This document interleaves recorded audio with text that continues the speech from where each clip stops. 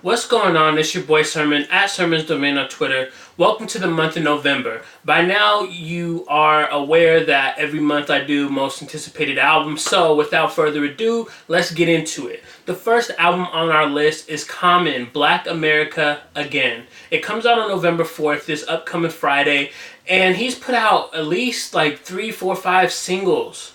So you really have a feel for what this album is going to be, and I think the title sums it up pretty much very well. It's going to be motivating, it's going to be uplifting, and it's going to speak about the problems going on in America targeted towards blacks. And Common is the perfect individual to speak on this. I recently read an article on Mass Appeal's website by one of my homies named Kari, and he was writing about how Jeezy's Trap or Die 3 was a disappointment only because he was expecting Jeezy to be the voice of this upcoming election, be the voice that America needs right now. And this goes back to 2008's the recession, where Jeezy really captured the attention of America and spoke for the hip-hop community. So that was a huge album for him. It's regarded as a classic. And so Kari was hoping that Jeezy would do that again and would duplicate that, especially with this upcoming election being nothing but stress, being nothing but a bad outcome, regardless who wins. So when I reflect on that article now, I'm looking at it like Common is the person who's going to hopefully seize that attention. He's doing what Jeezy was doing back in 2008. And I just hope that people pay attention to Common's album. It sounds very great. There's one line in particular off of one of the singles that stood out to me. He said, "Prison is a business, America's a company." So I'm just looking forward to the overall album and to hear it within context. See if there's like a theme. Obviously there's a theme to it, but like, is the theme lined in how the organization of the songs, or is it just a collection of songs that fit together, or is there some kind of a story, like a concept that binds it all together? That's what I'm interested in hearing. So Common's Black America Again drops this Friday, November 4th. Jumping ahead to the middle of November, you have E40's D-Boy Diaries Book 1 and 2.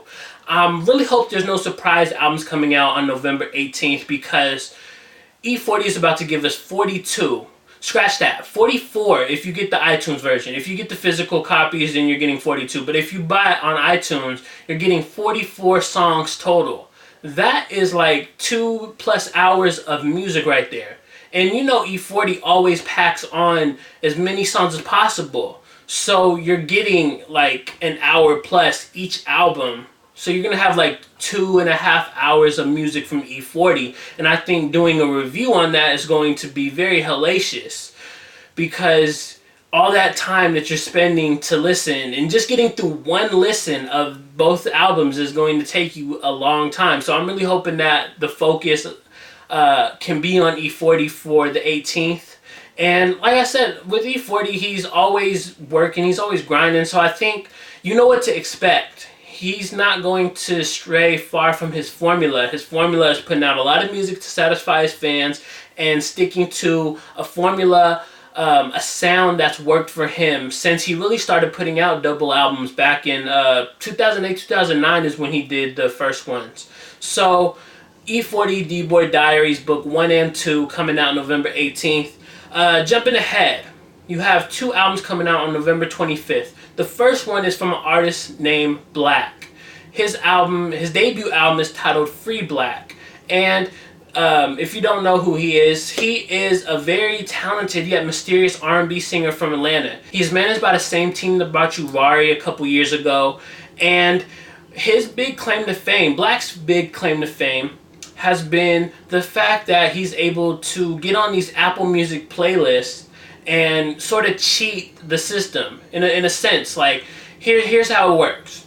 Black's record, Problems, it was on one of the Apple Music playlists, and because of that, it was high. Like, whoever curated the playlist did it purposefully, so his song was up there. So a lot of people listening to that playlist, which a lot of people do nowadays, are going to hear that particular record. And so it was able to gain a huge following. It has hundreds of thousands of plays. And this is before he really even became a household name. He's not even a household name yet. But this is before he really had an internet buzz. So I think it's very smart how they went about it, because there's not many artists that could say that they owe their success to a playlist. And Black is one of those artists that can say that. So I'm looking forward to hearing like a whole body of work from him. I think he has a very interesting story. If you want to Google him and look up. There's an article on Genius that kind of maps out his upbringing so far. I guess he was signed to an independent label that was owned by a well-known artist, but it doesn't tell you who that artist is. It just has me interested in that fact. And then how they wanted him to make this certain type of music, and he refused and didn't want to put out the music, and eventually got off of that, linked up with Rari's team with the Love Renaissance. And now here we are. So his debut album is coming out on November 25th. It's titled Free Black. The last album on our list is The Weeknd's Starboy. You knew this one was going to make the list. The Weeknd is becoming even more of a star. Starboy, the single, is burning up the charts right now, and it has no signs of falling off, of slowing down. He's going to continue to get bigger and bigger and bigger.